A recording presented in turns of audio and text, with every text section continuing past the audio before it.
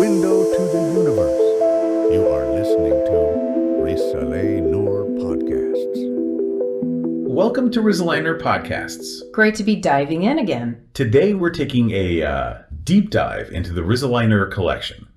We're going to explore some really profound insights from Bediüzzaman Said Nursi. Specifically, looking at why humanity is considered so important. Right, and why, given how temporary everything feels, there's this compelling argument for a permanent realm, something beyond this world, created by an eternal creator. It's a huge topic. I mean, you think about it, right? We understand things, we grasp concepts, we desire things that last. Exactly. And yet, life is fleeting. The world changes constantly. So where do we fit? What's the bigger picture? It makes you wonder if this temporary existence is really the final act. Let's see what the Risale-i Nur has to say about this, starting with our significance. Bediüzzaman really emphasizes humanity's unique position right from the start. This is what Risale-i Nur says about it. Since mankind is the pivot of all the Creator's purposes in the universe, and since with his superior understanding, man has received the addresses of that glorious one, and since Muhammad, UWBP, was the most famous and renowned of mankind, and as his works and achievements testify, its most perfect and magnificent individual, that single one of glory took Muhammad, UWBP, as his addressee in the name of mankind, indeed, on account of the whole universe, he made manifest in him boundless effulgences and endless perfections. Okay, the pivot of all the Creator's purposes. That's a strong statement. It really is. It positions humanity not just as part of creation, but somehow central to its meaning. And it links this to our understanding, our ability to receive, divine addresses. Right.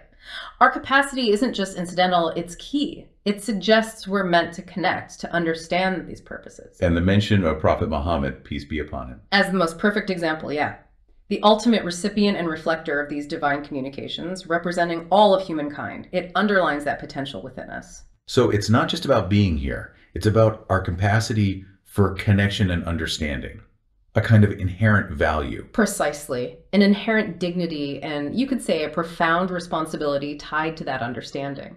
Okay, so building on that foundation, that human significance, Bediüzzaman then tackles this feeling we all have, this longing for something more permanent. Yeah, that disconnect between our inner desires and the transient nature of the world. You experience loss, things fade. You feel like surely there's more. The Risale-i Nur really digs into why that feeling exists. It does. It connects it directly to the nature of the Creator and the limitations of this world. This is what Risale-i Nur says about it. Since the splendor of that pre-eternal sovereign's rule and his eternal dominion cannot be contained in this brief worldly life, and in man's fleeting span, and in the temporary and transient earth, and since the excessive wrongdoing and rebellion that occur among men, which are contrary to and opposed to the universe's order, justice, balance, and beauty, and their denial, treachery, and disbelief towards their benefactor, who nurtures them tenderly, since they are not punished in this world, and the cruel oppressor passes his life in ease, while the unhappy oppressed live in hardship.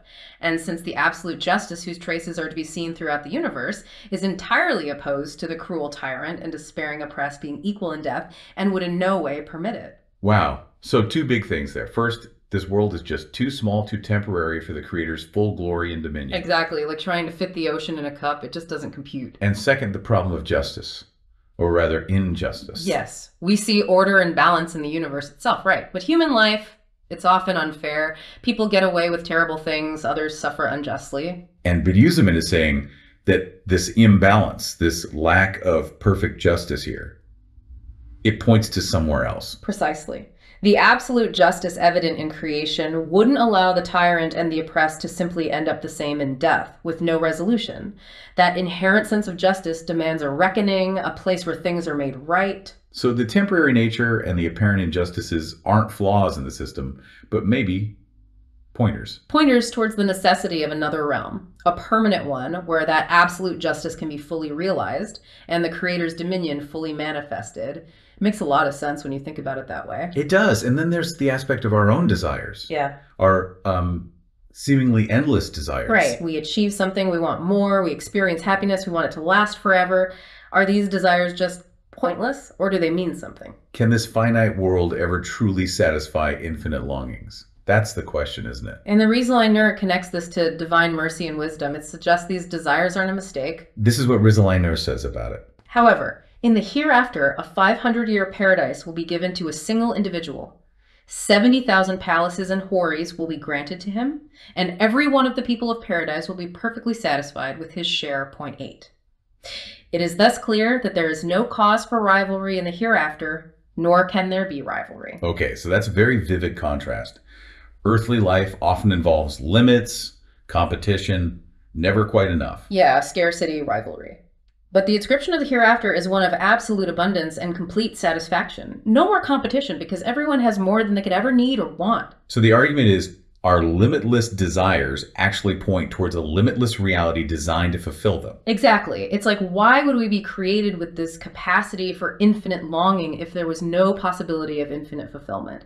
These desires are seen as evidence, almost, for the existence of an eternal happiness. They're not a bug, they're a feature pointing beyond this world. That's a good way to put it. A feature pointing towards eternal happiness. Okay, so we have human significance, the limits and injustices of this world, our boundless desires. And finally, Bediüzzaman brings in an analogy from nature. Yes, something we see all the time. The cycle of life, death, and renewal, especially in spring. How does that connect to a permanent realm and resurrection?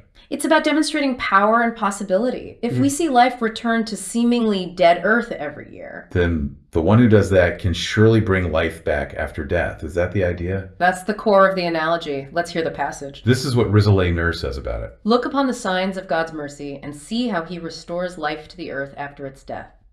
Verily, he it is who shall bring to life the dead, and he is powerful over all things. Point 28. So it's presented not just as a belief, but as a reasoning based on observation. Look at the world, see the power at work. Right. It's an argument from analogy. The power required to bring billions of plants back to life each spring is immense. The one possessing that power is certainly capable of resurrection. It makes the concept feel less abstract, maybe, more grounded in the reality we actually experience. Definitely. It's taking a pattern we observe consistently, death, followed by revival in nature, and suggesting it points to a greater ultimate revival. It's a sign of God's mercy and power, constantly displayed. Okay, so wrapping this up, what's the takeaway for us listening? Well, this whole deep dive really centers on a few key things from Bediüzzaman's perspective in the Risale-i Nur. Your inherent importance as a human being. Yeah, that capacity for understanding, for connection, not being just a cosmic accident. Exactly. And then the reasons why this temporary world with its limits and injustices points towards something more, something permanent. Driven by, as we discussed, the nature of the Creator, our own boundless desires, and even the cycles we see in nature. Right. And the key is that these aren't just philosophical ideas. The Risale-i Nur presents them as truths that can give meaning, solace, perspective right now. How so? How does understanding this change things day to day? Well, recognizing your value, seeing a purpose beyond the immediate struggles, understanding that justice will ultimately prevail. It can change how you face challenges, how you interact with the world. It offers hope. That makes sense. It shifts the perspective from just this life to a much, much bigger picture. It does.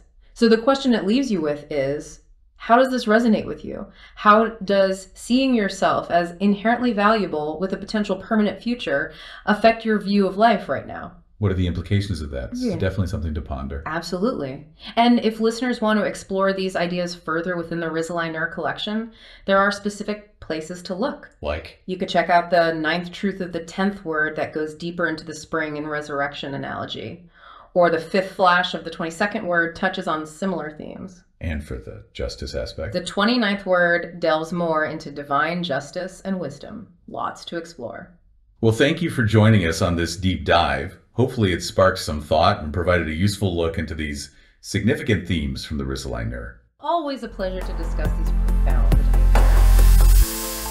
You have listened to the Risale-i Nur podcasts, Window to the Universe. For more, please visit risaleNurTV.com. Goodbye.